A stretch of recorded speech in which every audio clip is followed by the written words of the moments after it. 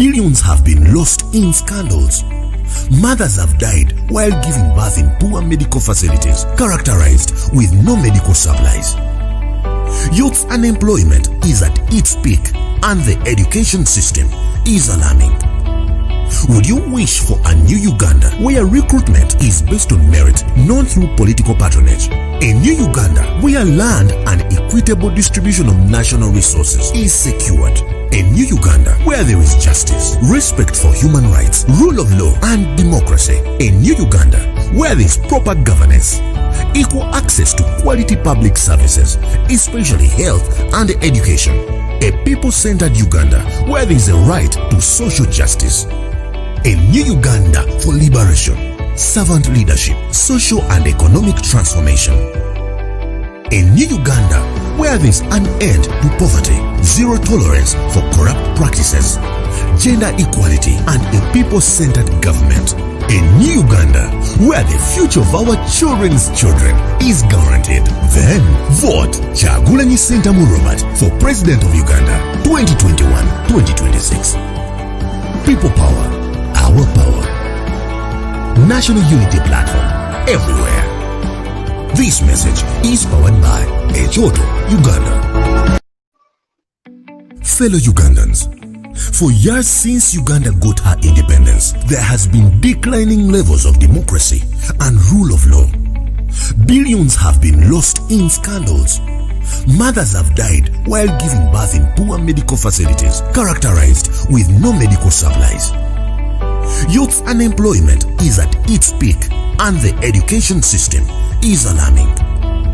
Would you wish for a new Uganda where recruitment is based on merit, not through political patronage? A new Uganda where land and equitable distribution of national resources is secured. A new Uganda where there is justice, respect for human rights, rule of law and democracy. A new Uganda where there is proper governance, equal access to quality public services, especially health and education. A people-centered Uganda where there is a right to social justice. A new Uganda for liberation, servant leadership, social and economic transformation. A new Uganda where there is an end to poverty, zero tolerance for corrupt practices, gender equality and a people-centered government.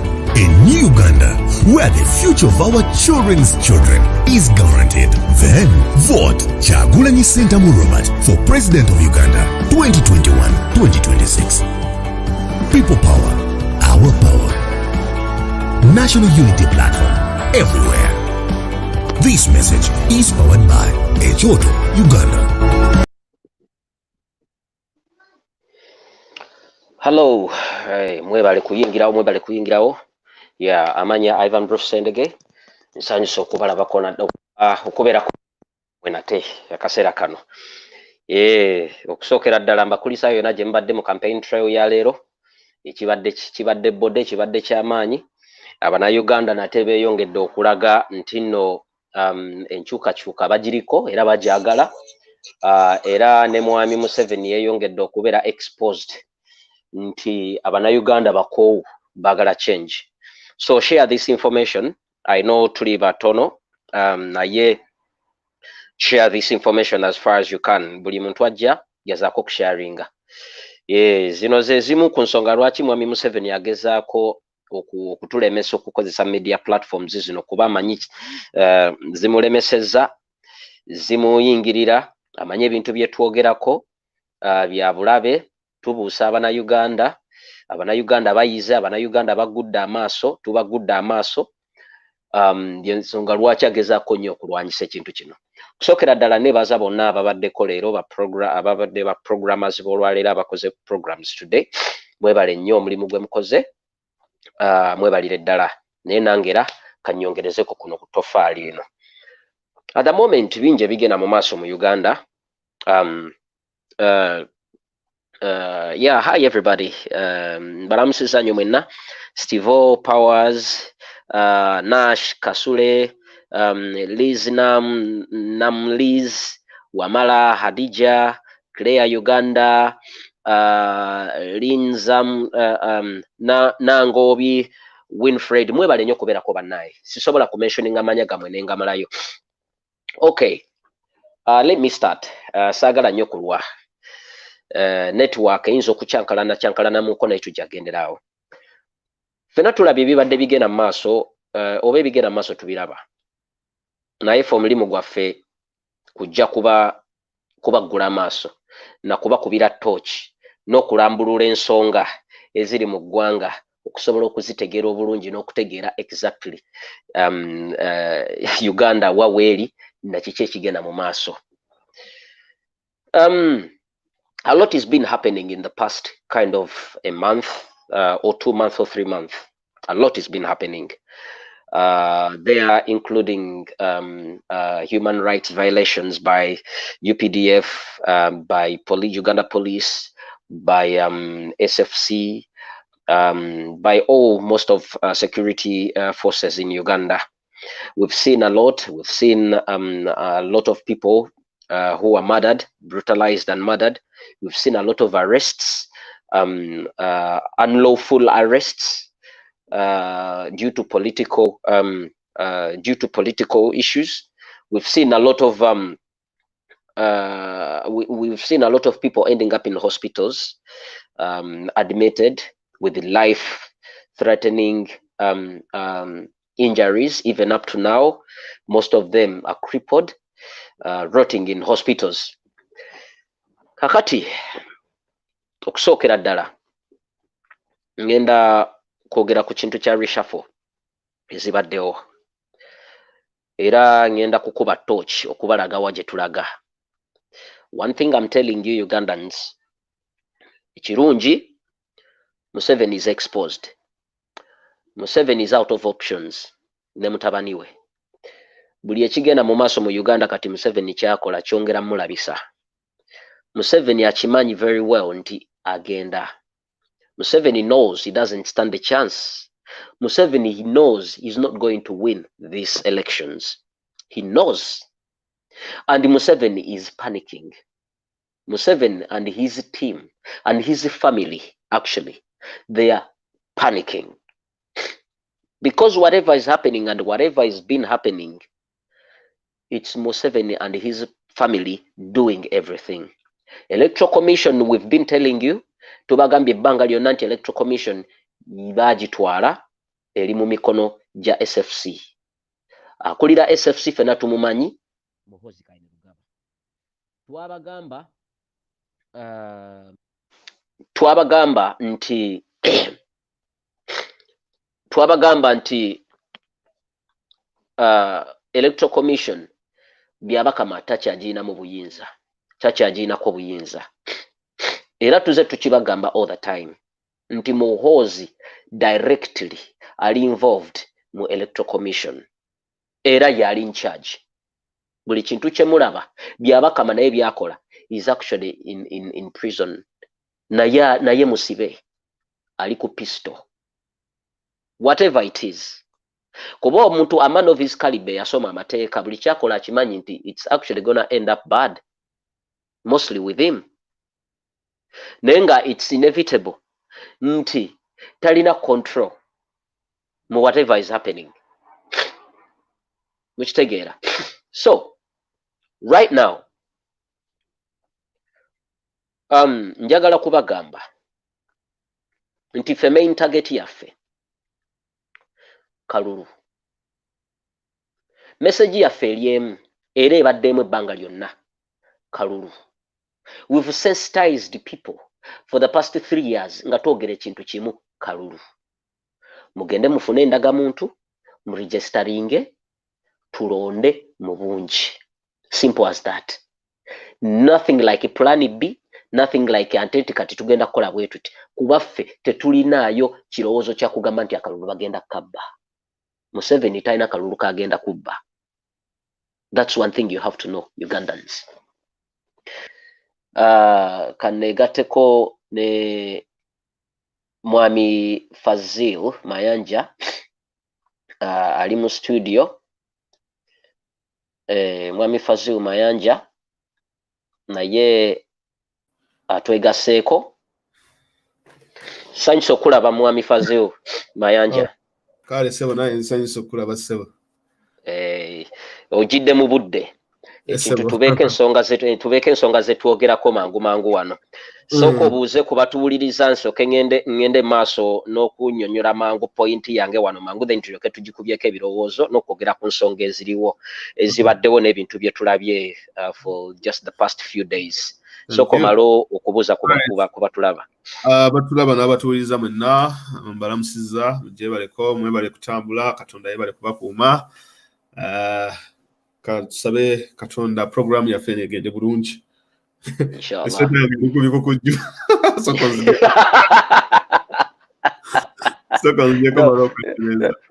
Oba nkujjako ntya baddaye sibalina kumanya.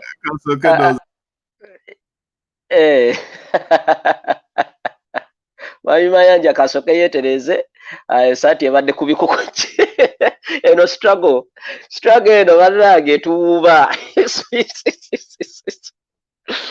speed kakati nga oba amaze t-shirt agikyusizza nsuubira ndowooza kati amaze kanziremu muyite ndowooza amaze Mwami Fazil ad sebo ngiterezese saati struggle etuwuuba struggle kyetukola kakati nga kansooke mala okuyisaawo ensonga eno mangu n'okuanalyzinga ensonga eno naawe oyongerezeko tulyoke tulabe tukube mu tooki mu bintu ebibaddewo incidents ezibaddewo. Njagala okugamba bannayuganda mulabye reshuffles ezibaddewo olunaku olwaleero omwami Museveni z'akoze mu security ezibaddewo tuze tubagamba nti a lot is happening ne mubo bennyini mu security eyo mu State House mu magye a lot is happening right now. Kati mwami Museveni akoze reshuffle n'akyusakyusa mu magye wetwogerera kati nga Sabiti Muzeeyi alinga eyagobeddwa which means nti oba emirimu gye babadde bamusuubira okukola teyagituukiriza.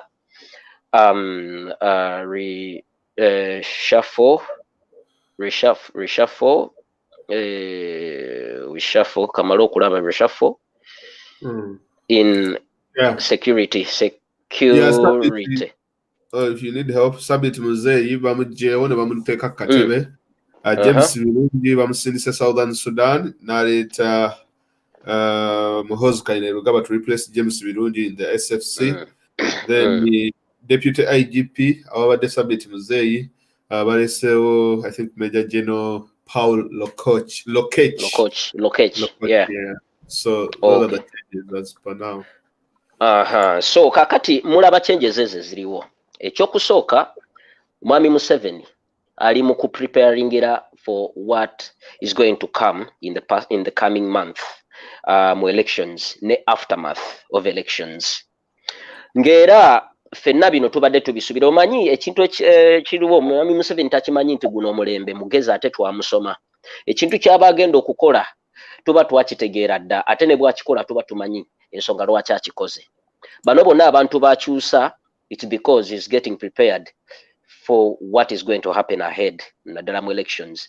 Ate ng'ekintu kyagenda okukola kubanga ali atidde akimanyi nti akalulu ayagala kukabba era oba agenda kukagezaako kukabba nga outcomes ezinaavaamu abantu bateekawo abataddewo nga bagenda kutta bussi. Fena tukimanyi nti of course already Muhoozi Kainerugaba abadde directed era yabadde akomandinga SFC era yabadde akomandinga ne police. SFC resitiro ebadde mu mikono gya Kainerugaba kubanga SFC majega private army. It's a family, Museveni's family private army. Era n'abalimu bonna bagajjuddemu their cousins, nephews bonna ba musaayi gumu ba Luganda. Okitegeera. So kino okuvaayo Muhoozi n'agamba nti kati officially taking over SFC era yabadde akola ebyo. So mubadde mwewunya nti nno Muzeeyi, Sabiti Muzeeyi abadde tasoundinga nnyo mu police newankubadde baali bamufuula nti yabadde nga IGP yennyini. Nga newankubadde erinnya lye libadde biti livaayo kusinga eri Ochola who is actually the IGP. Naye Sabiti Muzeeyi yabadde alinga in charge naye era still baali basuubira Sabiti Muzeeyi okujja mu poliisi yalina missions yali alina okukola Sabiti Muzeeyi era nga bali expectinga bingi ebintu mu Sabiti Muzeeyi byabadde alina okukola naye ng'ebisinga actually biva ku bintu ye kennyini bye yasomerera ng'omunnamagye oba amanyi ku mateeka. Sabiti Muzeeyi mumulaba si musajja mukulu akyali muvubuka era pulaani ye ne future ye ekyali mpanvu n'abaana be mu Uganda. Already ebintu ebibaddewo commands ezabaddewo ezaali commanded by Muhoozi Kainerugaba ezaaviiriddeko okutta abantu abaafudde abayitirivu mu Uganda just about 2 weeks ago oba 3 weeks ago. Muhoozi yabadde directly in charge of those missions and commands n'abantu be. Sabiti Muzeeyi yakwatibwa in between olw'okubanga yabadde nga IGP.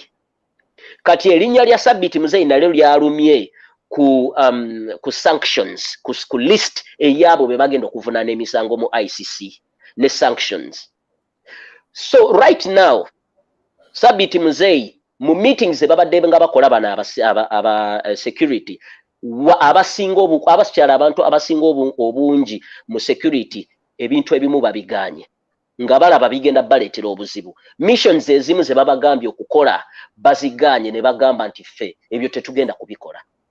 Family nga Muhoozi ne Museveni be baagala bakole abasinga obungi babiganye era amagye ne security mu Uganda bali divided because of ekintu Museveni kya planning okukola. Ne kino ekintu kye baakoze okutta abantu abawera ebibiri kyaba exposinze nnyo era abasinga mu security baatudde ewaabwe mu maka gaabwe ne family zaabwe ne balowooza twice ne bagamba whatever is happening kino kyabadde kikyamu abasinga. So kakati bagenza okulaba nga Sabiti Muzeeyi alabika ekintu kyagenda okukola kye baagala akole tayagala kikola era tagenda kikola. Wenjogerera Sabiti Muzeeyi for the past like week ali mu ICU intensive care unit. Whatever ekimuluma ali mulago mu intensive care unit. Whatever ekimuluma oba COVID oba whatever we don't know. Mwabana Uganda mwe muyina then kati muyina okulowooza ennyo n'okukuba ebintu mu torch mulyoke muzuule waaye. Lwaki Sabiti Muzeeyi kati lwe bamugobye right now tebanaba namu deployinga alinga gwe baatuuziza bamuzizaayo mu magye atudde ku katebe tayina anyway oba nti kino kye bamugambye kati kyagenda okukola. Naye right now ali mu ICU intensive care unit. Mwena mumanyi intensive care unit kyekitegeeza. Of course tali bulungi Sabiti Muzeeyi naye tewali n'omu ajja kibagambe ekera tewali n'omu ajja kyogera wano mu medias. Naye lwaki Sabiti Muzeeyi agenze mu intensive care unit ate ne bamukyusa n'omukyusa ne bamujja ku mulimu oba literally ne bamugoba ne bateekako omuntu omulala oba ye kabwejumbira yennyini n'atekinga over kuba yayagala okwekolera missions zino. Remember these people's mission is to kill and brutalize Ugandans. They've done it era tukirabye kye ba planning okukola. So whatever is buli muntu agezaako kugaana missioni zaabwe n'agamba nenze sigenda kukola kino ngenda kugoberera ekintu ekituufu nga bagezaako kumuyiyiza. So right now Bannayuganda njagala okubagamba olw'ensonga ezo kati mumanye ekigenda mu maaso. Is it a coincidence? Is it a coincidence okulaba nti Sabiti Muzeeyi yali admitted ali mu intensive care unit era okulaba nti kati this is the time naye lwe bamukyusiza lwe bamugjeeko and who is kati ani asazeewo okubeera in charge of SFC? Muhoozi, isn't it? Already Sabiti Muzeeyi yali mbuzibi erinnya lye lyalumye ku ICC. She is in trouble. So kakati from there mbadde nsaba muganda wange Fazil oyongere okuwaayo ku points zo gwe kyolowooza mwaddala mu point ene ya security n'okucomparinga ku current situation nawa ebintu gy'olaba gye bigenda ne gye tugenda nga akalulu kano kajja ng'orefaringa ne ku bintu ebibaddewo incidents ezibaddewo in the past kind of a month. Webale nnyo Bruce. Ebintu bingi ebi happening at a very fast rate. We cannot even keep up. Kyonooba oyagala nkoneko ojja kunzijukiza and then nja kubanga nkyogerako here and there. naye okutegeera ensonga za reshuffles ezibaddewo olunaku olwaleero, I don't think nti tulina kuzitunuulira as they are nti Museveni maybe abadde ayagala kukyusaamu then n'akyusaamu katono. No. That's not how things happen under Museveni's regime. I think the last time, because it is within him to make reshuffles, but Walabanga achuses officers, 2 officers that have been listed by the United States and been recommended to okubateekako sanctions, then that is a very interesting phenomenon. So kitegeeza nti ddala abasajja bano sanctions zibazitya. Now, si gwe mulundi ogusoose of course okubateekako sanctions. Kayihura 2 years ago, Museveni yali yakamala omudropinga, because kyemanye is Museveni must have got some intel. Omuntu omu yamubbirako nti Kayihura bagenda muteekako envumbo. So what happened was he dumped Kayihura n'amuteekako ebyo ebyabayekera blah blah blah. Then afterwards, a few months later, Kayihura ne bamuteeka ku Magnitsky sanctions list. Bwe twavaawo omukulu oyo Sabiti Muzeyi goyegerako, he's a very young guy, 44 years almost. Because yasomera Makerere n'afuna first class degree in biochemistry. Abamu bagamba mbu yafuna degree mu law, but that's not right. He has a degree in biochemistry, first class, very intelligent. Now, yayingira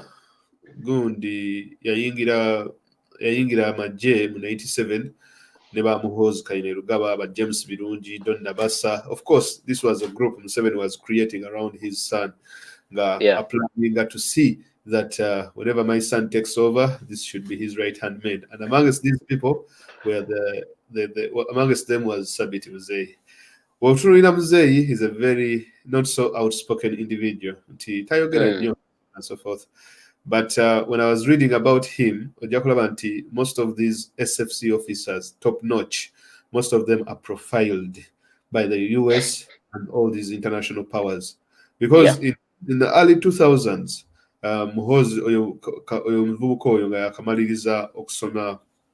these things, yagenda n'afuna scala okugenda ku Fort Leavenworth, United States of America, okweyongerayo okusoma ebyamagye, blocking, and the Americans refused to take him. That is way back around 20 years ago, which is really interesting. So it means that they have been following his activities. So now are serving a SFC. SFC is one job that you should turn down. Director the commander of SFC, because the past 2 commanders of the SFC have now been listed for sanctions. Don Nabassa, James Birungi, the one who is just left, then Kakati, Nabassa, James Birungi, in fact, Muzeyi Sabiti, because Muzeyi Sabiti at some point also served as a commander of the SFC. So, it is a very, very risky department to work in, because number one, it is unconstitutional. It is not written in the constitution of Uganda that a president is supposed to have a private army or a private brigade anywhere, because when on some of the constitution, it only provides for the land forces and the air forces, and it only says UPDF is supposed to be non-partisan, individual, and so on and so forth. So it is not listed anywhere that the president should have a private army, and so on and so forth. So this is some sort of an issue. Now, getting to the events that happened today, Sabiti Muzeyi being taken out of the picture is because he has failed to thwart. He has failed to okusirisa NUP, okusirisa people power. That might be due to his weaknesses. That might be to his short stay in the position, because it wouldn't have come at a worst time. It came at a worst time for him to take the job. And it might have been for him being scared of what is laying ahead of him. And then you have a very powerful opposition candidate at that particular moment. The likes of people even like the Katumba Wamaras and so on and so forth, it was really hard, and then General Kayihura had to come in. So it was just only a matter of when because he wasn't at all gonna be able to pull it off because there were too many challenges. Number one, Chichokuba Antino acting as an IGP in a deputy position was really creating him so many enemies than allies within the police force. Number one, Chichokubiri, he had a very strong opposition candidate, Anyiga, but he failed. Echokusatu, he had to also think about his future. He's just a 44-year-old lad. So Inako sanctions and the Americans have him on his list. So he says, like, I think I've done enough and there's not so much that I can do at this particular moment. So what he decides to do is, you know what? I think either he throws in the towel or call action, towel, and then the commander-in-chief, of course, has to make those changes. Now, what is interesting to understand that Sabiti Muzei failed in his mission, we don't have to look far. We actually have to look into Museveni's letter that he wrote today, congratulating the UPDF for thwarting and stopping the uprising that took place in November. Protests that is taking place. On the other hand, he's really sent a brutal message to the Uganda police force, telling them that leave, go, get out of my police, and I will get people who will work. I have thousands and thousands of people to work. We should remember that 3 years ago, when General Kale Kayihura was being dropped, Museveni said that police now I have new blood. Now he's repeating the same things, that if you don't want to work for me, leave. Information that we have is, of course, they are getting SFC officers, Bafunaba, UPDF, military, Nevabambaza police uniforms. Not everyone who is beating people is in police. It seems like police is planning some sort of a mutiny and an insurgency. They are not following orders that they are being given. They are not happy. So that is why Museveni today about the very abaddeko bumasuka abagambye mugende mubanga temusobola kukola bye njagala. Neyebaza UPDF. That is why we have not seen any change nga bakyusa mukulu David Muhoozi.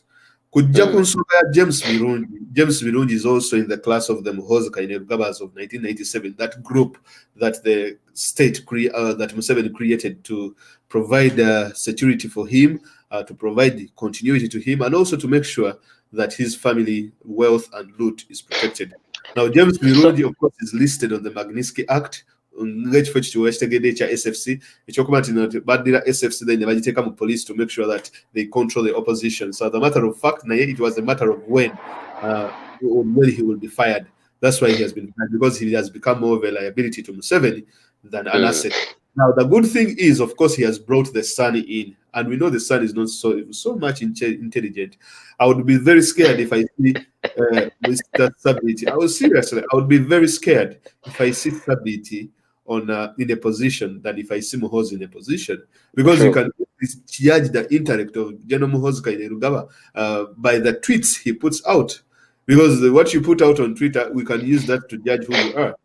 Exactly. Sabiti is not an outspoken person. He's a very reserved individual.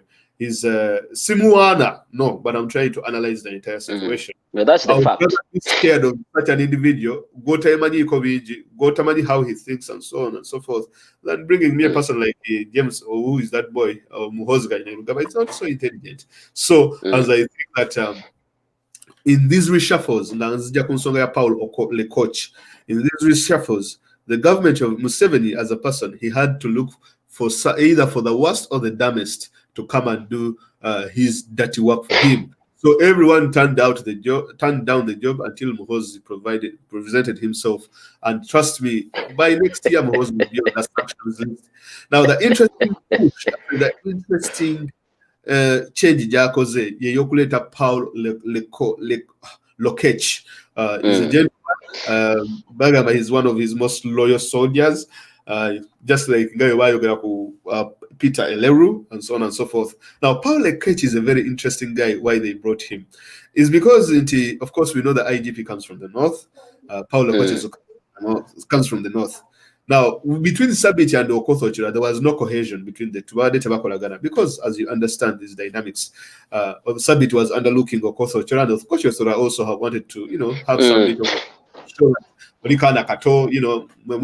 blah blah blah. So our do But now Museveni, on bringing Lekoch into the picture, he thinks that Lekoch can easily work with the Ochola to make sure that Ochola can bring his police guys on board so that they work hand in hand. And I think another thing, because that guy also comes from the north.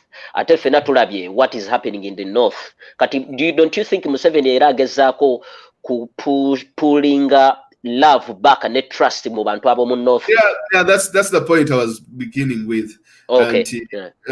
What he's trying to do is trying to bring the people, to not actually to pull them back, but to crush them. That's what he's doing, and using their own people to crush. You see, when Museveni wants to crush you, he uses people amongst you to crush. He doesn't get people from the inside to come and, take that sort of stuff. He wants the people to beat you up so that you guys start to understand. You just know person, or you have to always look on your shoulder because it's amongst your souls. Now, the coach, we all know, Akalukagena decided in northern Uganda. That's what I've told people. Museveni might have a chance in the west.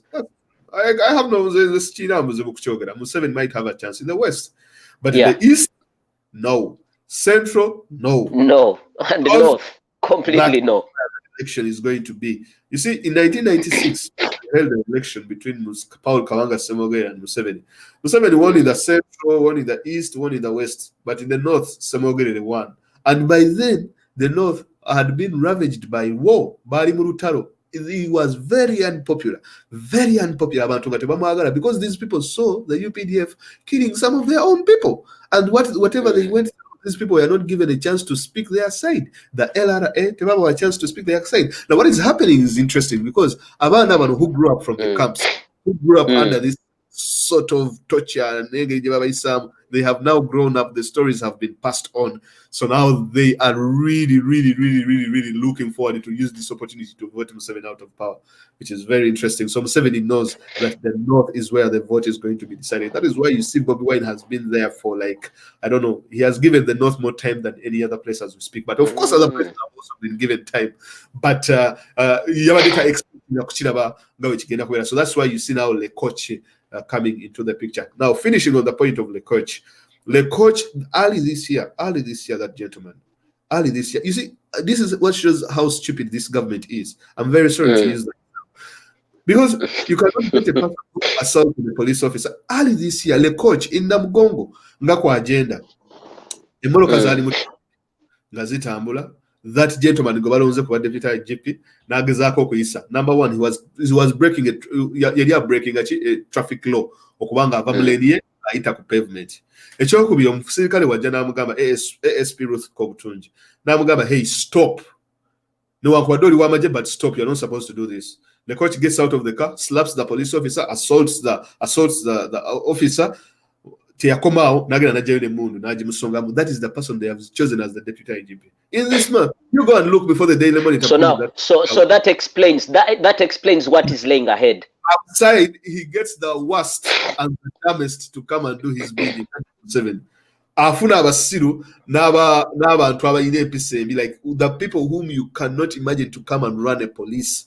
Now, how can you tell me a person who assaulted a traffic police officer? He is the same person they have brought to run the police. Now, that means that the person who was abused, the police officer who was abused, because when the incident happened, they called a gentleman known as Commissioner Kafero. Kafero comes on the scene, tells the coach to enter his car, tells the ASP Kobutunji to enter the car as well, and they followed. Nebagenda ku CPS. Batuka ku CPS bagamba Kobutunji, please, mukwatagane ebintu bigwe. Omuwala agamba, I want to press charges like they did to Chaligonza, but abasajja abamaje bayitirizza otutumanyira. I want to press charges. Njagala tumutekeko emisango egy'okumenya traffic rules. There are some good officers out there. Omusango gw'okubiri gwe yali ayagala assault. You know what the police said? Since then, we have never heard again about the incident. But what we hear now is that the person who was abused is now going to face her abuser. And in this time, it's not going to be, wow. He's going to face the abuser as the boss. As the boss. That is how low our government is. wano ozabuza musango, you are disqualified from doing anything really that regards law and order. How can you get a person who's assaulted? How can police officers even act? Wano omusirikale ne bwakuba bukubi muntu luyi. They resign with immediate effect. No, but this person even assaulted the police officer and he was rewarded. But they rewarded with a very, very high post in the police. That is how low the government is. So the changes that have come in is Museveni wants the dumbest and the worst to come and do the stupidest and the dumbest of actions while he sits back in the State House to wait anything that is, for anything to happen. So that's what I think. In my So are you trying to imply, according to your analysis and to these changes, and mostly, particularly to that individual Okech, whatever he might be, that his mission, because we know his behaviors, we know the kind of a person he is.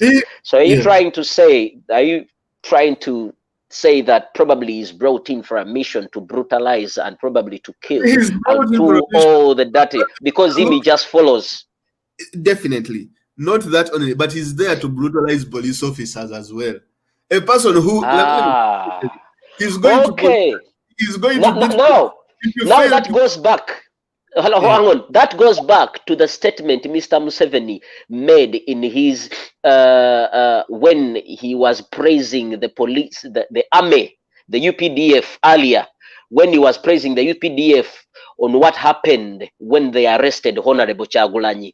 Remember what happened then? It was brutal. A lot of people died. And some of them actually, they were even NRM supporters, But instead, Museveni said that he's going to compensate those individuals, the victims, and he praised the army. And he criticized the police for not doing a good job.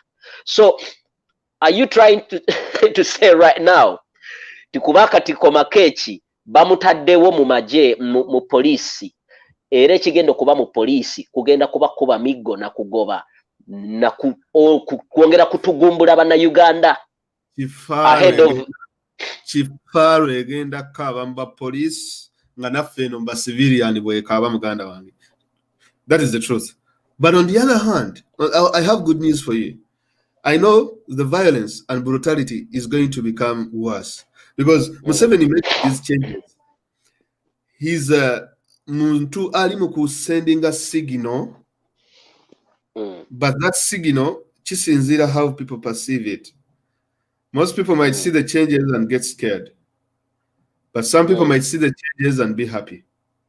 Because when you know the character of Muhoozi, Muhoozi is likely to mess up things. It's not so good. It's not so easy. Definitely. I would fear Sabit Muzei than fearing Muhoozi. I would fear Kaihura than fearing Muhoozi. Because if you stood between these two and saw look here, Muhoozi is a drunkard. He's a drunkard.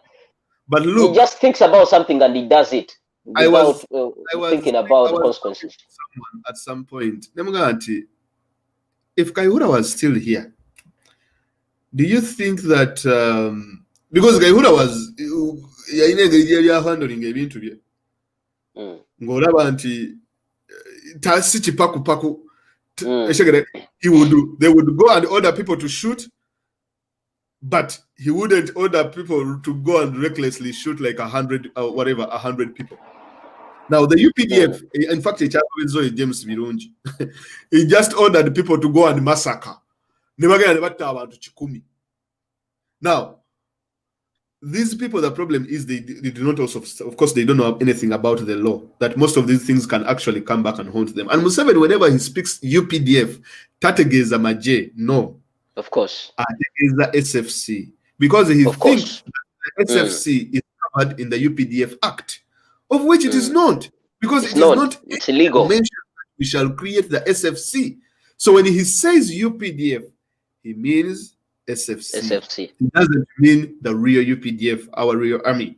So what these people do, they just change attire and then come into the fray. And but on the other hand, I have good news for people that what the Americans are doing is really good about the sanctions. It scares people. These guys, most of them are young. They are scared. They have and not America only, even Europe. Look here, my brother. Kaihura cannot even buy a plane ticket. He cannot even purchase anything online that has to deal with dollars. There is a system, an international money transfer system called SWIFT, that banks usually use. Because they transfer money, central banks here and there, and anything that you're purchasing in dollars and all this kind of thing.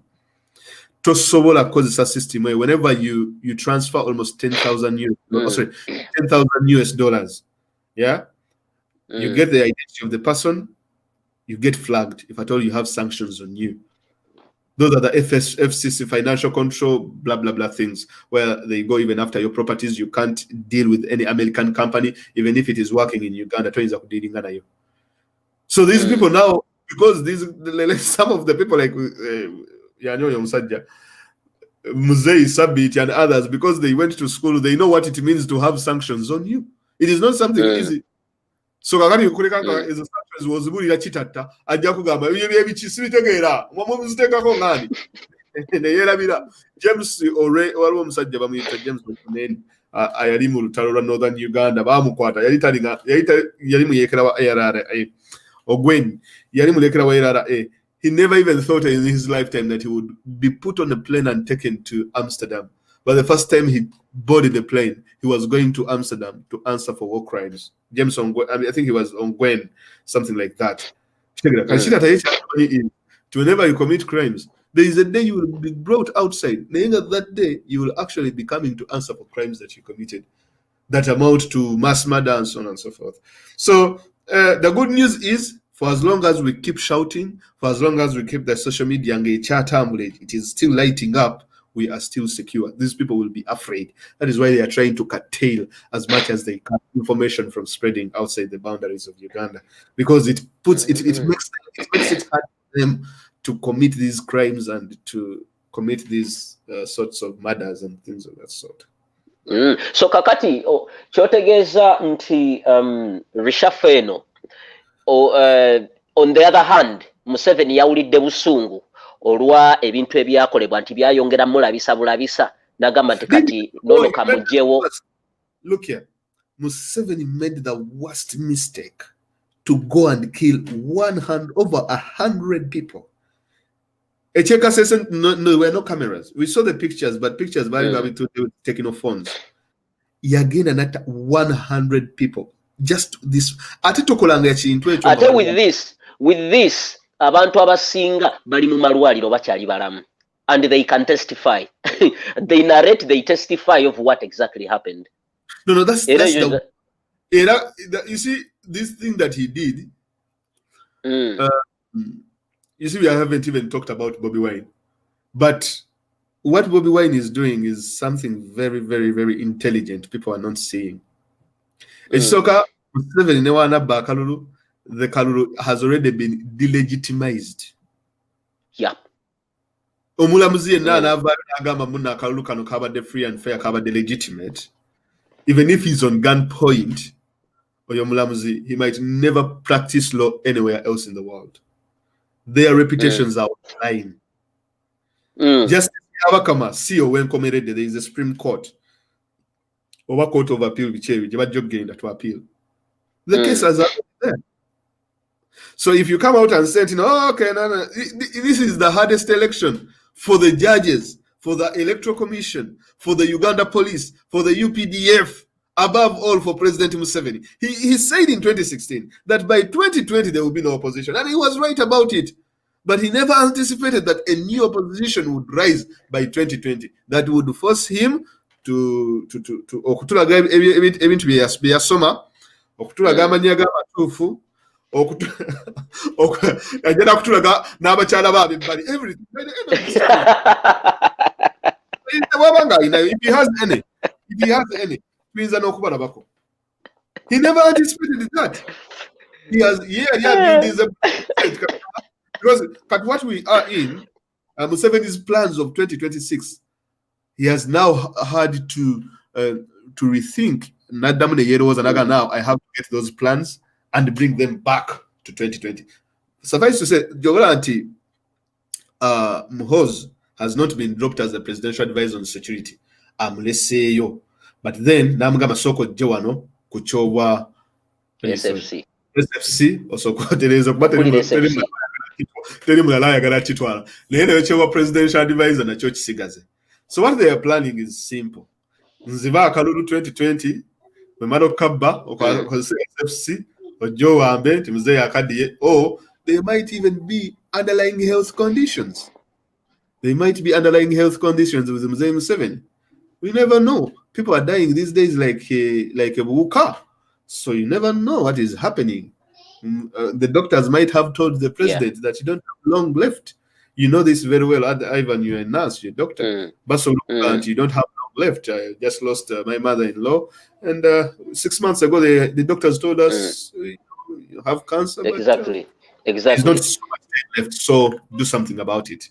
So Museveni might have that sort of thing, and that's why you see ayogeranga bwalaba ensi agamene ensi katonda emyaka 7 simanya 7 kati kati ayogeranga bwalaba mwe abazungu mwayose ne mubatta kino kiri. He just speaks recklessly without even thinking. Now with doing that, it is making it hard for Muhoozi and Gaba. So on the other hand, what they are trying to do, to make my point very quick, they are trying to orchestrate their own coup. They are trying to fast pace the Muhoozi project that was meant in 2026 to bring it back in 2020, because they think that it is going to be hard for them to reach 2026. It's not going to happen. That's why he has nothing to lose. Yeah, they have to make everything in a very short period of time. Either tunagenda okulaba nti no maybe banarayiza Muhoozi oba banarayizaani but bagala kwewa, of course that's an assumption naye olaba nti something of that sort is also likely to be going on, because look here, they have just built an headquarters of SFC. Kati ayagala Muhoozi akomewo afune connection yeeyo n'obuno sajja bumulabe bateme okuba ne connection yeeyo kitegeera. Then afterwards by 2021 then he be able to strike.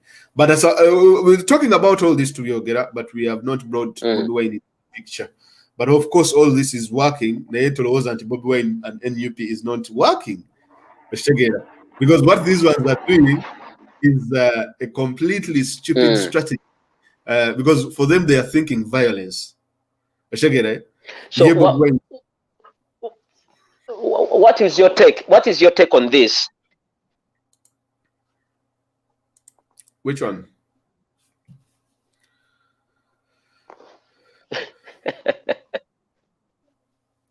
Wadi? Hello? Umpriya? Genda maso Fazil. Network playing, and you go ahead. Yeah, and those are basically about that issue of reshuffles. And I think more will come. Frank Amesiga has been saved. The Goranson at Arimo Police, but still by Zomu Demotinga in the police where he is, and all the other ones. The Doni Nabasa, he's in China. Sanctions, just again of Musanga. Tozani Sanga sanctions, there's my friend. Never play with American sanctions. It forced the Sudanese okukola deal n'aba Israeli. She was never she tried to sue Nako. Sanctions, when they put those things on you, they are not easy as an individual. Do you know what it means, Ivan? Ngagwali mukulembeze. Nayenga oli confined in a place and you cannot leave that country to go elsewhere in the world to seek treatment or to take your children for school and so on and so forth. It is hard. It's hard. It's daunting on your mental state and your mental health and so on and so forth. So these people now know that everyone knows them, every government knows them. They can't do anything else at all. Ivan, you have a network. Ivan, you do so. So basically, guys, that is the thing about reshuffle. And okay, I tell you who talked what. Museveni will never manage even his drinking parties. But Museveni, the dumbest thing. Yes, I agree with you about Museveni to step down and his son take over forcefully. But of course, that is going to be a long shot. It's not going to be accepted by the people. Your questions and see. Okay, just a few questions here. When one journalist asked Mr. Museveni about ranking Erero, he said if someone does a good job, he has to be rewarded. Fazil, okay, government, okay, don't feel, okay, people power has got so many, okay, no, Northerners no need to know that Museveni has never been there for you. He removed Tito Okello from power and killed thousands of you, Connie. Okay, now, please send home body cameras. Those broadcasting live, they will be arrested starting on Monday. Please, please, please. You're stupid. You agree Muhoozi to rule Ugandan? Are you stupid? You agree Muhoozi to rule Ugandan? Oh, thank you very much, Namata, for that wonderful comment. I appreciate. I think you have not been following, but it's okay. Ask Chubans. Yes, Daviye Mastura. Waliwo omukyala muganda wa mama wa Bobby. Bobby ne baganda be tebamuyambye. Olwakyavaayo kati. Ivan namugamba asenguke. Hi Sophia, tebiba bingi nasozi Vazil continue. Okay. Ivan kozesa self. Yes, Daviye Mastura. Yeah, I think I'm back. Network ebadde ntawanya. Okyaliko. Yeah. Kakati munansonyiwa bannaye network ebadde ntawanyamu. Mbadde kati ekibuuzo kye mbadde nkubuuza ekirala mukulu Mayanja. Ompulira bulungi? Museveni mu campaign trails ze alina comment zagamba ine ebintu byayogera kati nti tagenda kukkiriza kulekera buyinza bantu bateeka kasoba bantu basirusiru ye bamanyi nti bayita abasirusiru nti tagenda kukkiriza kulekera Uganda oba kuleka buyinza. Museveni okola statements ngezo, remember azikola abantu bazirecordinga ne mawulire mu ebiri, you know. So ekyo electoral commission nga mwami byabaka mukulira ebintu nga bino Museveni byakola ne comments ezo zayogera. Olooza electoral commission kigitwalawa na olooza kiki kyetuba tusuubira oba ekigenda mu maaso if one of the candidates and who is a president at the moment comes up with such statements in his campaign trails?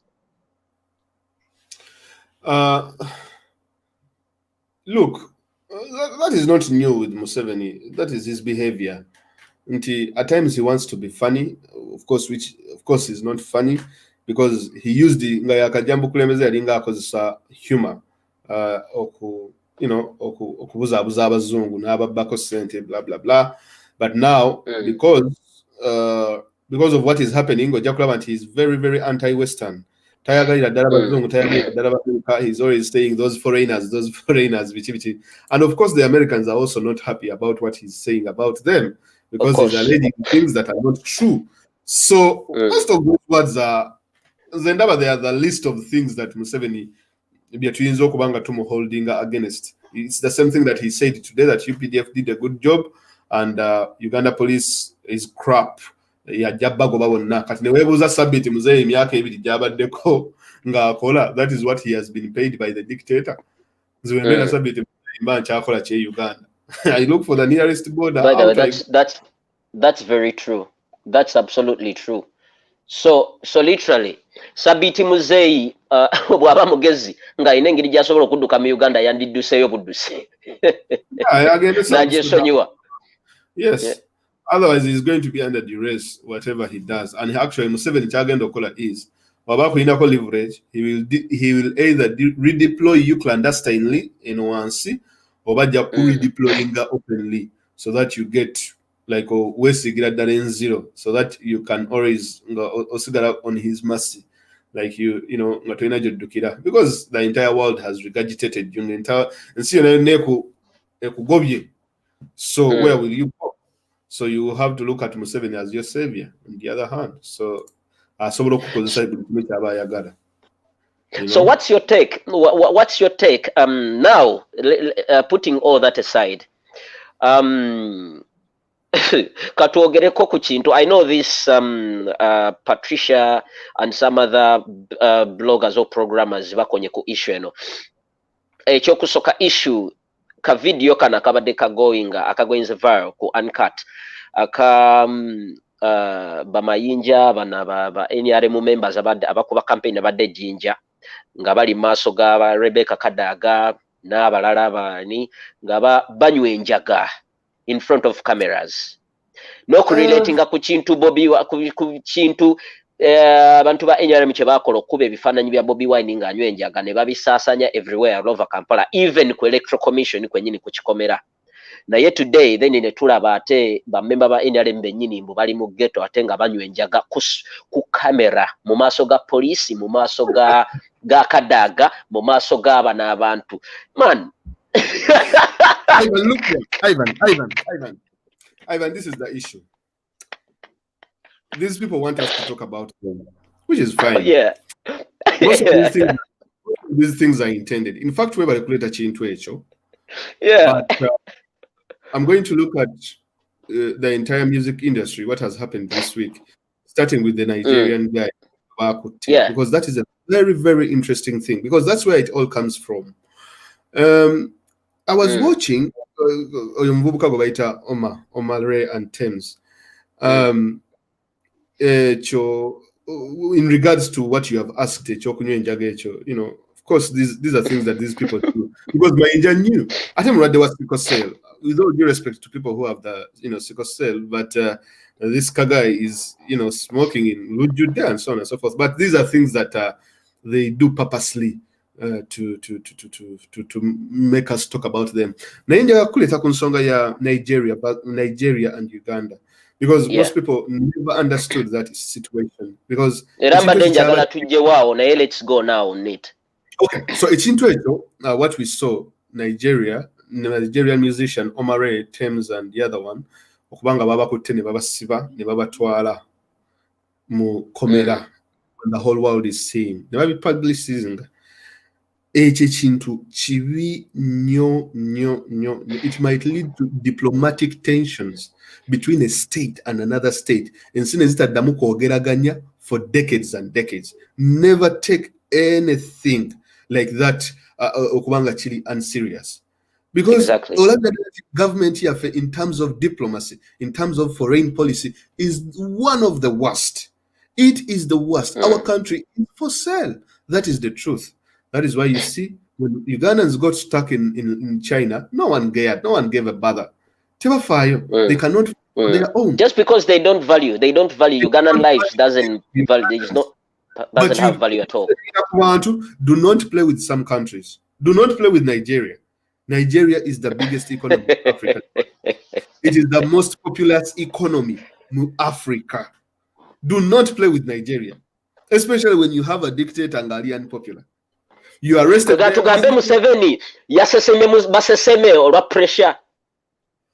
Oh, you know what would have happened? Omanyi esimu ezakubidwa Ugandan representative to the UN, amanyiki dasmanyi ayebale Adonia. Do you know what the Nigerian do you know the phone calls that the US embassy, sorry, the Ugandan embassy in America got? You know what that means? You know, you have a diplomatic disaster. Uganda in diplomacy tulibafu nnyo tetulina diplomacy at all. Toyinza kukwata muntu wansi ndala and you era mu malaga kwata bano Banyarwanda. Atenga, remember Fazil, that guy was issued a visa. Yabadde ne entry. Era yabadde alina ensonga ne ku visa ye ku application kwabaddeko ensonga lwaki aze mu Uganda. Ukitegeera? So do you think all this nti abamuwadde visa ne entry bakoze ensobi ne bamuwamu visa enkyamu nga si gye yabadde azze okukola to perform? Yabadde tricky yabwe, but it backfired because they never knew the magnitude on how it would have escalated to that level. Tebategedde the magnitude. They never knew the magnitude on how this thing would have escalated. If you look that guy up, I looked him up on Facebook. Soka abadde kabaddi naye ate ne backfiringa. Whatever they did, it was intentional. Of course, babadde omuvubuka bamukozesezza nga bait. Ah, yeah. The guys, the Nigerians were used as bait. In this backfiring, they didn't know the magnitude on how this thing would go. Now, we look at the Nigerian entertainment industry. It is worth $1 billion. $1 billion US dollars. That is close Wow. to, I think, 2.2 trillion Ugandan shillings. Wow. Now, the Ugandan budget, military budget here, is 2.2 trillion. Now, you also have to put into context that the Nigerian entertainment industry contributes 2.4% of their GDP. That is a lot of money. 2.4%. The biggest entertainment, the biggest film industry in the world, Maniki Hollywood. Nollywood. It is Nollywood. Omanyi sente Nollywood zereta buli mwaka mu Nigeria. Almost 783 million US dollars per year. So, do we really have entertainment in Uganda industry? When you think about all this. Now, that is a good question. So, whatever, my brother, whatever, yeah, the industry elated that amount of money Jesus in a country. Christ. Omanya bumanya ati no wokwata ku entertain omu oba okutte ku Mr. Ibu oba okutte simanyi ku Ramzen Noah oba okutte ku Patience Ozuku okutte ku Bana Boy Kabenga upcoming artist kwani ku Paulo Kafero yani oyo wile mukabyo wab boss, they are coming for you. Nigerians, they have the biggest market in Africa. Over 195 million people, the most populous continent, the most populous people, sorry, the most populous country on the continent. It doesn't need the Ugandan market. Some Ugandans have shallow thinking, Mr. Ivan Bruce. Please, akungamba inti aba Nigeria betaaga nnyo Uganda okusinga ffe Uganda bwe twetaaga Nigeria. That is stupid. You know why it is stupid? The Nigerian market alone is enough for these Nigerians to prosper. Exactly. The reason as to why Nigerians come to perform in Ugandan concerts is they are only making money for the Ugandan promoters. True or false? Exactly. How true. many times? That's absolutely true. Look here. How many Ugandan promoters can afford Bana Boy? Bameka basobola mu affording omuleeta awajje. Naye Bana Boy akuba O2. Takuba O2. Mpaya bana Uganda. Atene kubako neboga. Tell me two Ugandans who can go to O2 Stadium. Tell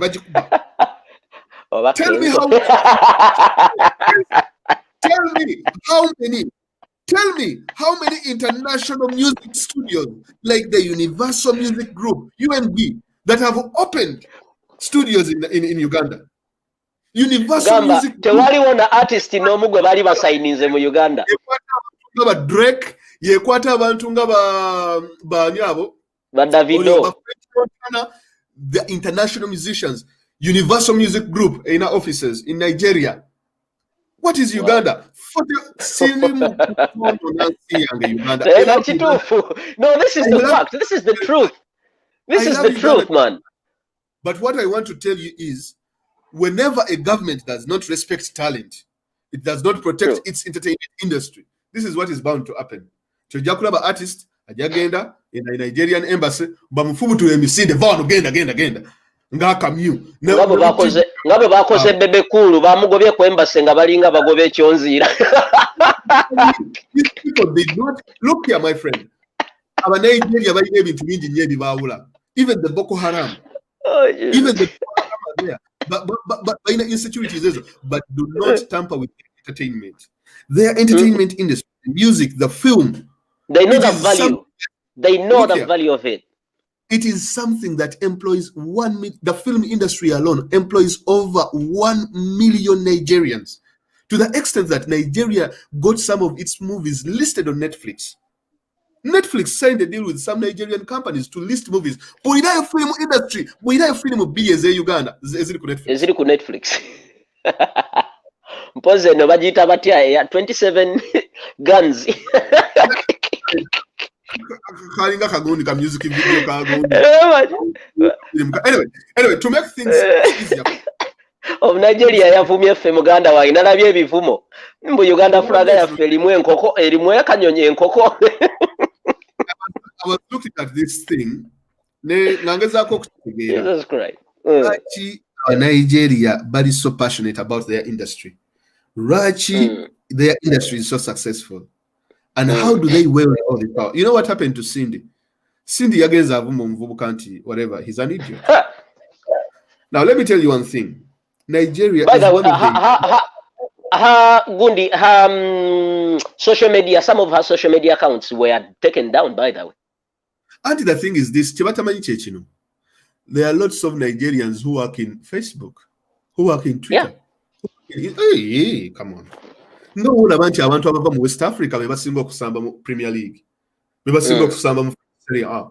Maybe single Kusamba El Divis, whatever, yeah, Netherlands. Maybe I want to have West Africa, maybe single Kusamba Mugundi, Leagues. So even when it comes to technology, the hubs, global hubs, especially Facebook or Google, they will go to South Africa, maybe Kenya, but then Nigeria. Because there is a market in Nigeria. Population is a market. 195 million people. Now, let me ask you one thing. Uganda and China, who needs the other one more? Of course, Uganda, definitely. Uganda needs Chinese more than we need you. Okay, that is the context of population. Katika nkubuze, oli wagamba nti aba Nigeria betaaga nnyo Uganda okusinga ffe aba Uganda betaaga Nigeria. Njagala nkubuze, wetuleeta omuyimbi tetugamba this is Burna Boy oba this is Wizkid oba ono Davido, netuleetera abayimbi ono DJ Michael ono Debekulu kale then kaone abayimbi benalema njagala kuba bebogera ebintu bino DJ Michael abanyu benjaga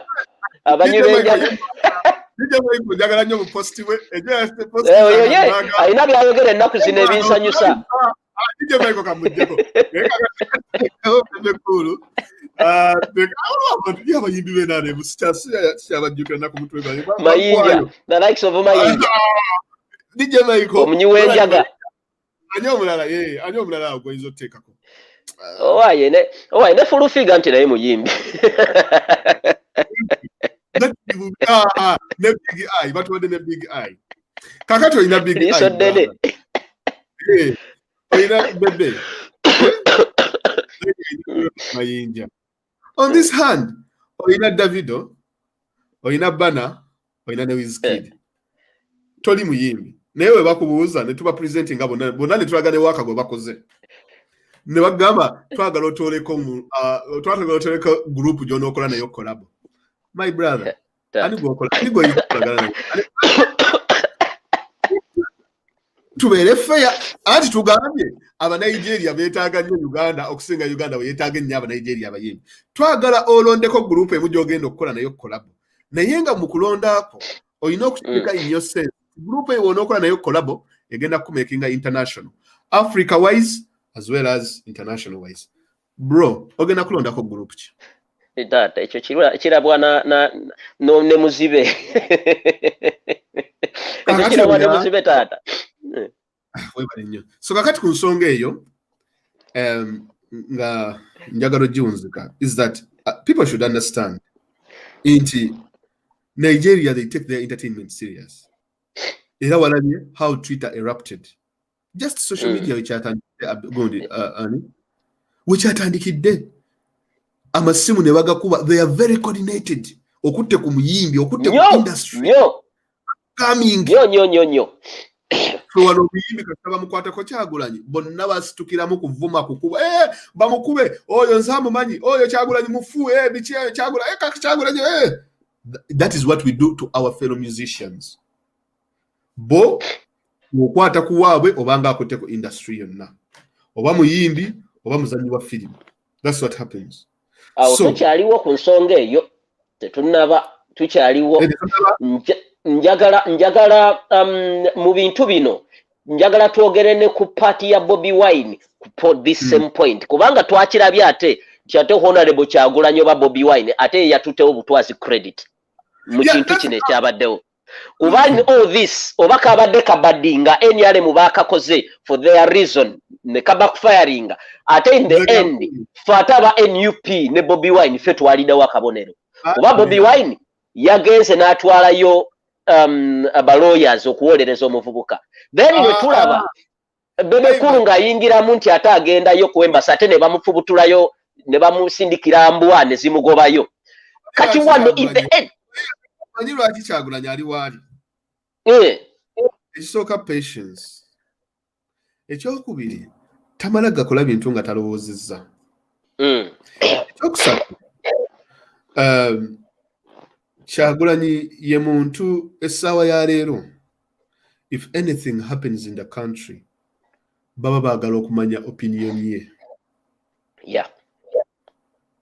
There is nothing that can happen. Ne batabuuza Bobi Wine his opinion. Nga something is really major. Bwe Bebe Cool ani yamubuuziza opinion ye. No one asks him his opinion.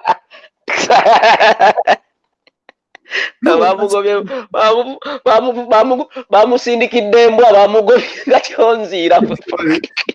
Ate olaba olabe kye baakoze by the way kankubuulire olabe kye baakoze. That was so bad. No. Wait, that is trespass. Yeah, of course. That is a sovereign territory of a state. An embassy is like a state within a state. It's a state within a state. It's a sovereign state here. If you don't know that. Because like about trespassing and they were not supposed to be in there. Barricades you are not, they have a right to who enters and who leaves. You know,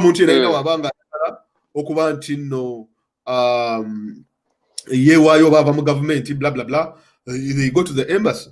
Yeah, because they have access to embassy and see on So what happened is that Honorable Kyagulanyi, his opinion, what is Bobi Wine going to say? Ono ye yasose n'awandiika oyo akakayimbi mukakwate mukasibe bla bla bla posti n'agijjayo Chipaku alinga muhozi mukama waabwe posti n'agijjayo wabano kajjayo ate yetwala n'ebisa sagala nnyo kwogera ku gaali kati of course okay. The fact that Honorable Kyagulanyi provided the lawyers, it's not because yabadde ayagala mileage. He's one person, alumirira art. He's one person, alumirira music. And this has been something that he has been telling his fellow musicians. That guys, look here. But you all know the truth. Of course, we were part of this. We provided lawyers, blah blah. It is fine. Delegate Bebe Cool agende amukwase embassy nga camera zonna aba Nigeria bajja kukuba. Those people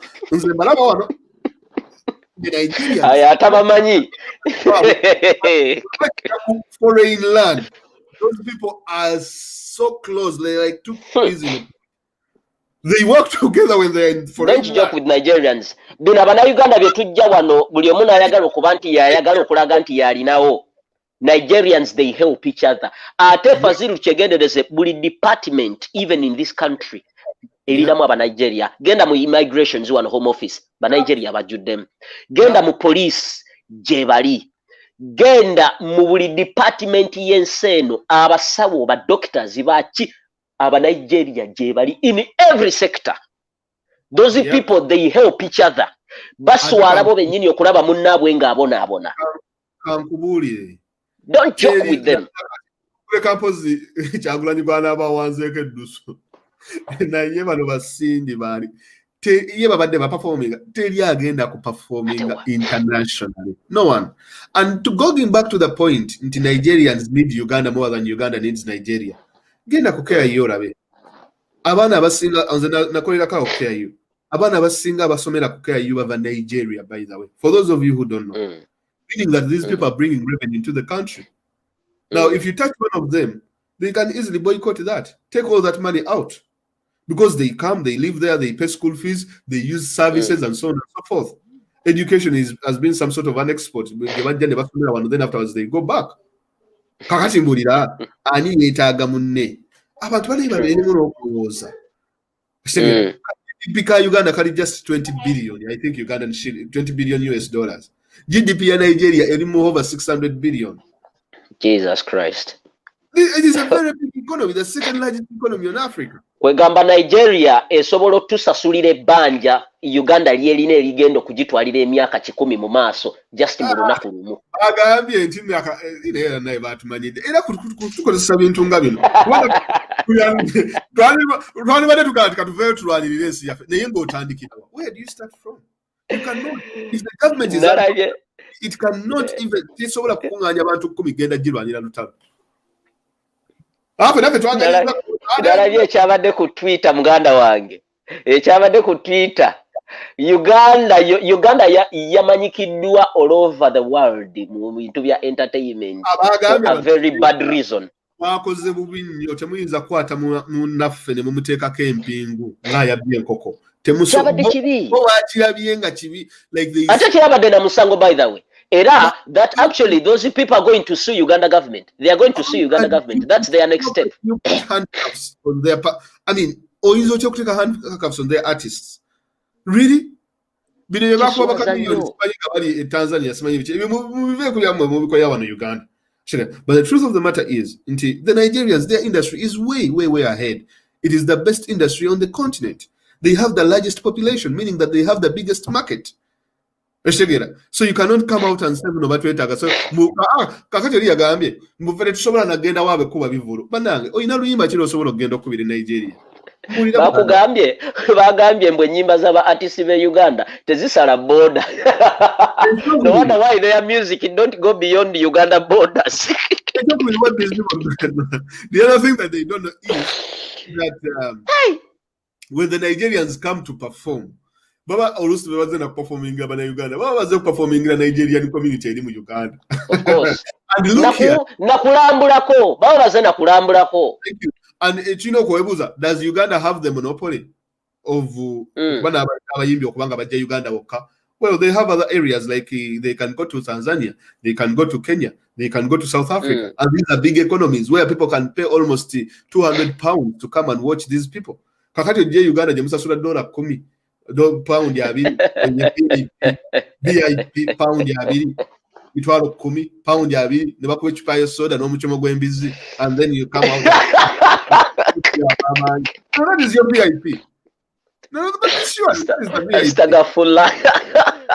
What is the VIP? Chechi aje bakuwa mu VIP. Wandigambye kugwa embuzi. I was surprised that they do not even know anything about the Nigerian music industry. Sorry, the Nigerian music and entertainment industry. Because they don't know how much that industry contributes to the economy. Because the in relation to what the entertainment industry contributes to the economy of Uganda. Is a statistics Teziri, my brother. Teziri.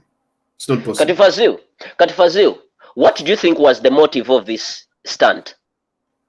No, definitely in the Chenalabi is, I think some people wanted to open the bars from Nigeria as a trick in order to force the government to open up. And that's why you said to the Uganda National Culture Center over UNCC, then Ministry of Health,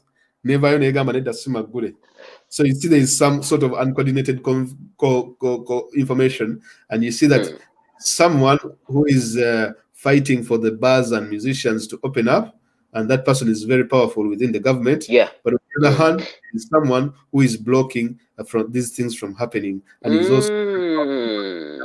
And that's why you see when Omar's incident came up, these two forces collided, and it became a disaster for the country. And in the end, we actually could have gone to war, or the Nigerian government would have locked us out. Like the truth or what?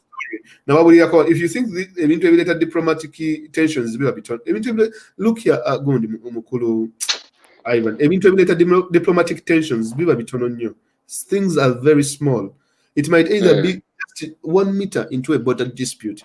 If you go, what is making the Chinese fight with the Chinese fighting with the Indians over a border dispute? It is the same thing. Just a small borderline like this. In Nababu story, ya Blue Diamond affair. Blue Diamond affair. Guy yali kadama na agenda nabba Diamond w'omuwarabu. Wamubba then namuzaye waka. Oli agenda okutunula mu wardrobe nga Diamond temulimu. I think yali over Philippines, Philippines. kakati we yabba diamond oli agenda okutuuka mu kiwalale nga taliimu ne bawandiikira ensi ya Philippines, please bring back our diamonds. Bali ne bagamba kale katumunyonye we baamuza diamond baleeta forgery. Omuwarabu agamba guys ono gwe muleese forged mukwate diamond wange mumuze ojiwero wange mumuze ne bagaana we bagaana gundi Saudi Arabia nesindika bambega because ono guy yali mulangira kati goyinza okukwata omuntu nga tomanyi oyinza okubba ekintu nga tomanyi it was Thailand, thank you very much Kelly ensi bagiyita Thailand. Kakati guy abbye diamond bano bazizza forgery abagundi ne bagamba aba Saudi, you know what, katusindikeyo bambega bagende balabe ekiriyo ne basindikayo bambega balinga basatu ne babatta. You see how things escalate. But it escalated. They killed the 3 spies. We were okubatta Gaia yabba diamond, I mean family ye ne battako omuntu omu ne bamuintimidate ne bamukwana ne bamusiba. You know what later happened? Up to today. Mu ebiseera ebyo Saudi Arabia wali abakozi almost kasanvu. Aba Saudi abagoba ne babagamba tubagobye mwe n'aba Thailand tukyabagala kukola bwakadama. Almost abantu abali akasanvu. Yeah? It happened in the late 80s. But by 1992, mwali musigaddemu abantu ebi bisatu nga be bakola. Ne bateeka ensi ya Thailand yenvumbo ne babagamba temukirizibwa kujja kukola hijja. Teri nnyonyi eva Thailand ng'egenda Makka, ng'egenda Saudi Arabia. Something small like that. That's how it started. Paka na kati tensions zikyaliwo wakati wa Thailand ne Saudi. Kali jukira ate Thailand mulimu abasiramu, of course, ababeetaaga okugenda kola hijja, blah, blah, blah. They are not allowed for over 25 years. Just something small. Ekyava ku mukozi okubba ekintu. So you do something, kiyinza okuleeta diplomatic row between a country and another one. Nga tomanyi. Kitegeera. So don't underestimate incidents. Tumanyi nti no Uganda ffe twategese mama Africa biki ebyo awards oba. Oh yeah, in fact kino kyo Bobi Wine yakyongeddeko n'akyogera. Because zigenda kubeerayo ddi? February 20th. Zigenda beerayo February. Tugambe nti no ne kino era bwe bumu ku bubadde obwabaddewo ku kintu kiri ekigenda okubeerawo ekya mama Africa. Bazikoze to calm the situation down. Because wetuva mu kalulu in January 14th wajja kubeerawo tension ya amaanyi depending on who wins. Bobi Wine wawangula ne bamulangirira mama awards zijja genda mu maaso. Kasita tebamulangirira ng'awangudde. They are not going. So government yegamba ati nedda tuteekewo mama awards zaawo tubuzeebuze abantu blah blah blah blah. It's not going to happen. Era Bobi Wine ekyo yakistress nze gyo n'agamba zino mama awards ze baagula, they are political. They are not here to help music in Africa. Wabula baazigula just kuleeta nti nno bakakkanye embeera after the elections. That's all that they nothing much bigger than that. I don't think so. Wow. Just political thing, you know, so. Okay, nga tumaliriza Mkulu Fazil. Waliwo abantu wano abakwagala okone ku nsonga ya ICC ku kesi ye Kasese, bintu ebyali Kasese ebyo now the thing okonene ku nsonga ya ICC ebyo. Now, katono wano. Mulina okwegendereza. Wow. Whatever happened, you see, yeah? It's just might be a relief from 7, but it's not done yet. I've not read through the entire thing, but we should also understand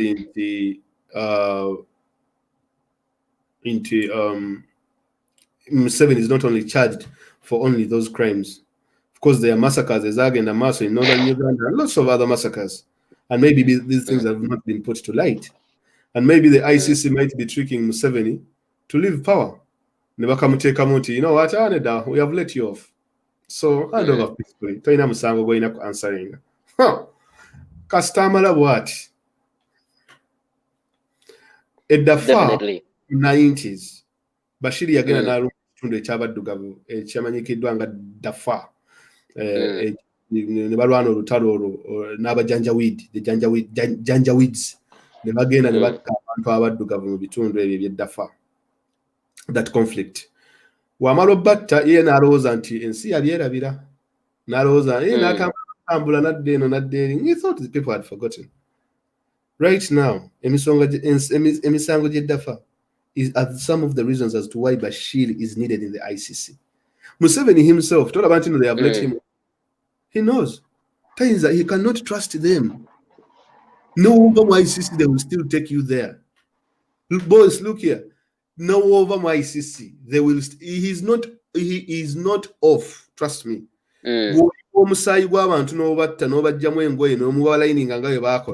My brother, he knows. He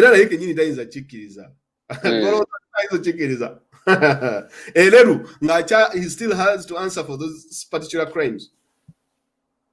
So you think that Museveni is just going to believe with these people until once JK Misango Katkampeyo? Nope. He knows it's a trick, and maybe he might take the bait or not. And of course, we cannot underestimate the fact that, of course, the president in Nakuzno Abadde is under a lot of intense pressure. He's under a lot of intense pressure from the international community because the ICC, of course, is managed by the US government, and Arimuku alleging that the US government is trying to topple him. So basically, what I think is going to happen is that you see, when you're president, there are lots of things you can get away with, but when you lose that immunity, you become a civilian like just anyone else. So I don't think off yet. People shouldn't worry. He's not off yet. The fact that if he leaves, president, trust me, they will handle. He will have the answer. So you think whatever Museveni is doing, and these kind of comments he makes when he goes to his campaigns, is actually an indication that he's scared of being taken to ICC, and he's trying to cling to stay on power forever. Doctors ayinza okuba alina kyeyamugambye ng'ali mu kwebikira ng'amanyi nti ne bwe nnaayogera kino cancer ali mu stage 6 oba stage 4 asigazaayo kabanga katini okugenda, so talina kuddaawo okuwoza nti like basically nti he's just poking them. They have cut funding. Look here, man. They have cut funding. Under a lot of pressure. He doesn't know what the new US policy is going to be. His right-hand men are being cut off him. To make sure that he bows to pressure. They are targeting the Mohosis and everyone like he's being targeted. Like, let me tell you, it couldn't have been a worse time for him, unfortunately. So whether he's let off ICC or not, he's still, I can bet for as long as Museveni is still in power, he will still massacre more people. He will still do it. And it will catch kino ekintu eky'abantu 10 kye baakoze kyaboononedde image okufaako obufi. If you know, look at the things that it was unbelievable, man. Under 2 weeks, the things that have happened. Magnitsky bagundi babataddeko sanctions aba abavubuka akyusiza amagye akoze mistake ye Nigeria alumbya aba Nigeria Bobby Wine, of course, bongera kumukuba and so on and so forth.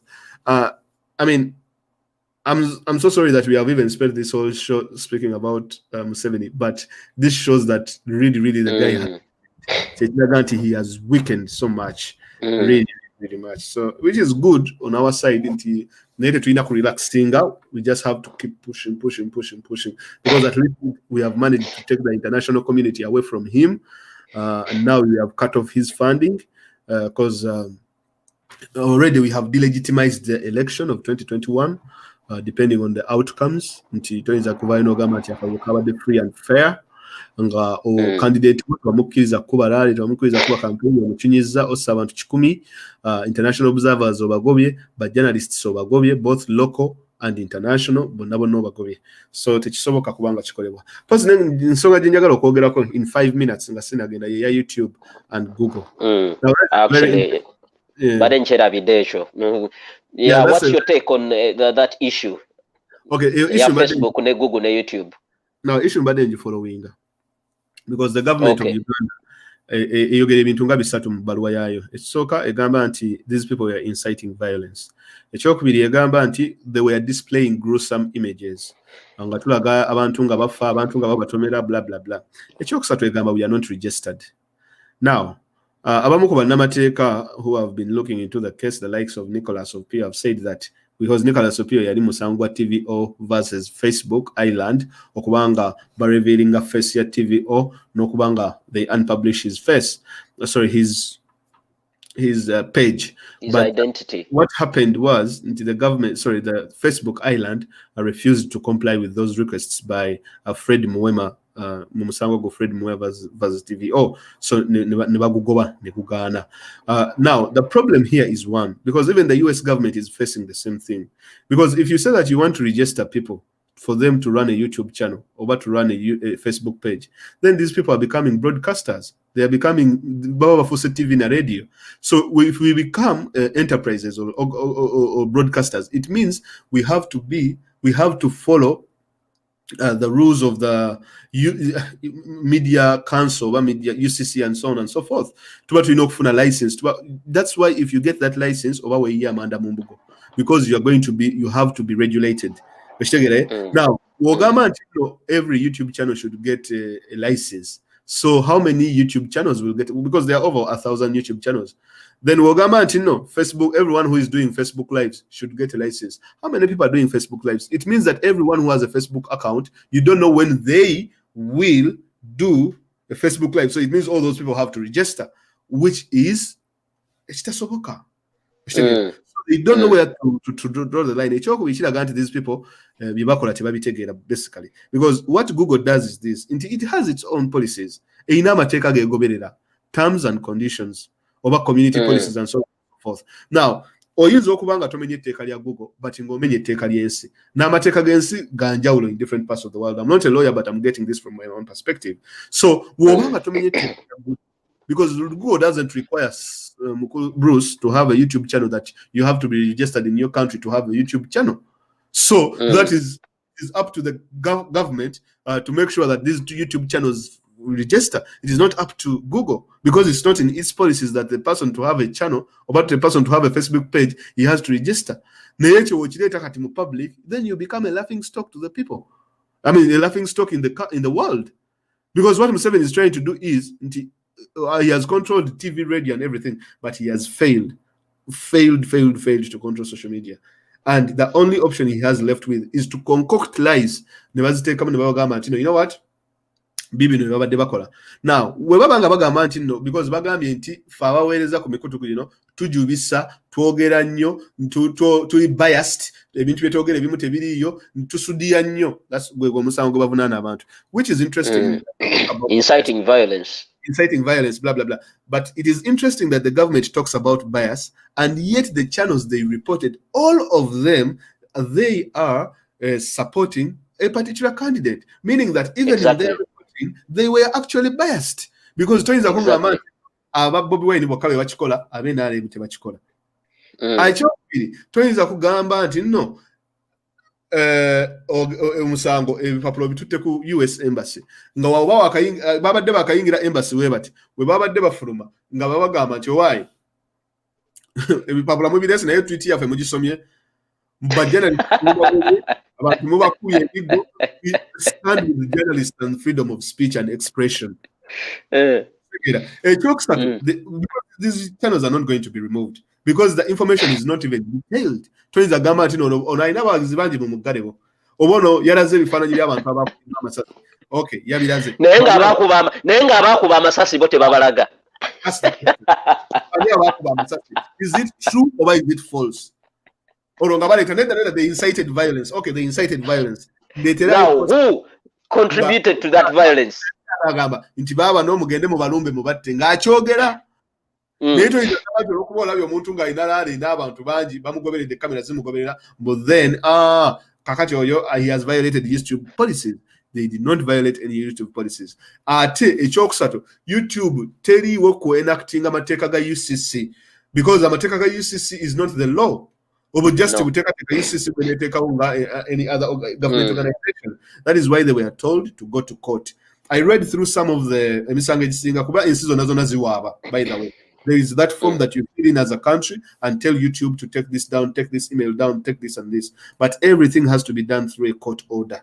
Now, when you go to court, it is going to be interesting because when you start and no salo musango or no zabajja guita na YouTube channels case, the Uganda government versus YouTube and Google and Facebook. Very interesting. Engeri gye banagusala gugenda kusetting a precedent. And the government knows that osala omusango ne gusetting a precedent gugenda kutta revenue in the country in terms of social media, in terms of innovation, in terms of technology and so on and so forth. And let me tell you one thing. Ne currency yenyini kijja affecting very badly. It might not according to Google, for us, we are a small market. That is the truth. Like how many YouTubers are in Uganda that are making millions? None. These people are just using the platform for activism. So the only thing that will happen is the good thing is that international media has picked interest in the story and they are headlining it with words like pro Bobby Wine channels. Ugandan government orders pro Bobby Wine channels to be closed down. That really is a plus for us because even if Google researches and makes its research, so these guys are curtailing freedom of speech and expression. And for us, Google will stand for freedom of speech and expression. We do not stand for cancel culture and all that kind of stuff. Now, the other thing is this, international media has actually done it for us, which is really, really, really wonderful. They are not identifying these channels as radical, as the government categorized us. They are not categorizing these channels as channels that are inciting violence, but they are categorizing or they are branding these channels as channels pro Bobby Wine or Bobby Wine's 14 YouTube channels, which actually gives us a very big leverage and makes it harder for the government to actually come out and force YouTube or Google to actually close down and publish these pages. So it's not going to happen at all. Kwegamba, these channels that are mentioned actually in this, actually bongede na tuwa bui mileage, kuba nechoto twabadem. Oh, definitely. But Googling the map need necho, who would have thought? So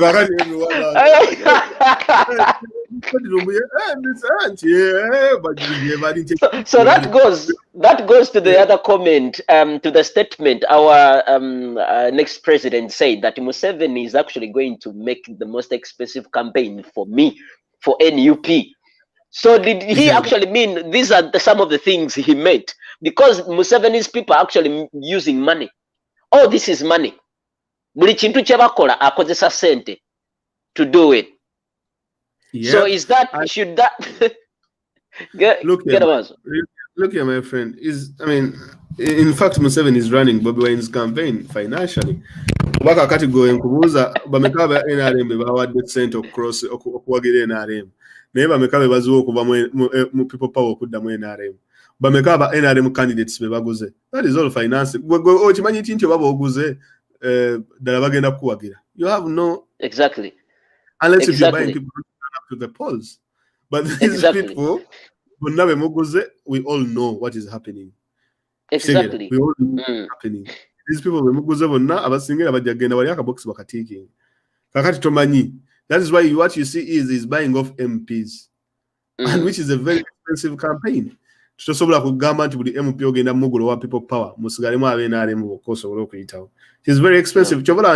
Wetunavira mu kalulu ajja tukolanga jami agayagala kubba sente zonna wetuvira mu kalulu Bobby Wine asange nga national coffers zonna ziri empty, which is really unfortunate. But this is the most expensive campaign for Museveni and his cronies. More expensive because tewali funds, COVID yamuyingidde buli kimu. Everything is not going on his side. It's really, really, really unfortunate for him. Okay. Webale nnyo Mr. Mayanja. Kati nga tumaliriza nga tusiibula abatulaba kuba akaseera ssaawa zeezo. Abannayuganda obawa obugambo ki obusembayo for our program today obubazaamu amaanyi. Kiki ekitulindiridde maaso awo? Basically, mpuliriddeko nti bagenda kukwata abantu abakozesa video. So, abakwata live. It is interesting nti bagenda kukwata abantu. Because kitegeeza nti you cannot even use Facebook mu Uganda. You cannot even do a live video in Uganda. What have we become? That is how low Uganda has become. Ate nga bo bazikola. Nti baddira abakubi ba poliisi abakuba aba poliisi ate be bateeka mu running police. Ne batugaana okutuwa eddembe lyaffe eryokozesa internet ne Facebook. Zabana Uganda Chamber of course is one thing. My thing has always been, guys, use the internet as much as you can to push the message. Whatever you can do, use the internet, use your phones, use the cameras, everything. Webabagana okukwata live, mukwate pre-recorded videos, muzituweereze tujja zipostinga. Webabagana okukwata live, ngatusobola kusobola kukwata live, mukube ebifaananyi, tujja bisharinga, tujja bipostinga.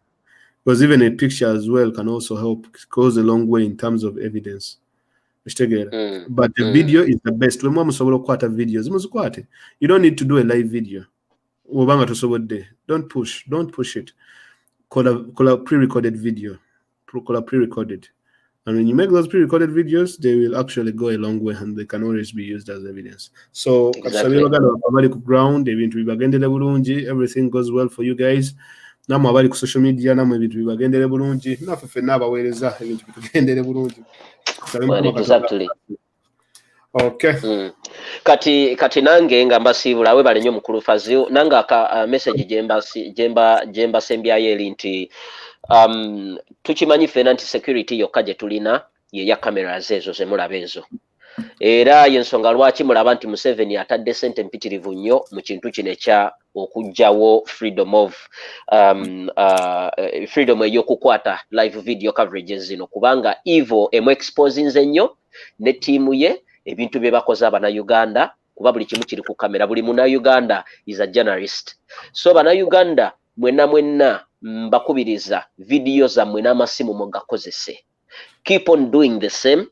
Mukwate naddala abantu abafollowing abali ku tiimu ya Kyagulanyi temuggyako kamera ezo muzitunuze mu bantu abo mpaka last. Naye mwebale nnyo omulimu gwe mukola, tusiima gye tugenda tulabayo ensolo ku kizigo kweri. Kino nkiddamu era nkirayira olunaku olwaleero again and again. Museveni is not coming back after 2021. Museveni's regime is ending this year. Mbabuulira after elections. Whatever Museveni ne bwana akola atya, Museveni is not coming back. His era is dead, is ending. So mwebale nnyo kubeerako, mwebale nnyo kutulaba, katubasiibulire wano, ndekeko akalango kaffe nga bulijjo. Mukama abere nammwe. I sign out. Tumanya sigada Ivan Bruce Ndege. I sign out. Fellow Ugandans, for years since Uganda got her independence, there has been declining levels of democracy and rule of law. Billions have been lost in scandals. Mothers have died while giving birth in poor medical facilities, characterized with no medical supplies. Youth unemployment is at its peak, and the education system is alarming. Would you wish for a new Uganda where recruitment is based on merit, not through political patronage? A new Uganda where land and equitable distribution of national resources is secured. A new Uganda where there is justice, respect for human rights, rule of law and democracy. A new Uganda where there is proper governance, equal access to quality public services, especially health and education. A people-centered Uganda where there is a right to social justice. A new Uganda for liberation, servant leadership, social and economic transformation. A new Uganda where there is an end to poverty, zero tolerance for corrupt practices, gender equality and a people-centered government. A new Uganda where the future of our children's children is guaranteed. Then vote Kyagulanyi Ssentamu Robert for President of Uganda 2021-2026. People power. Our power. National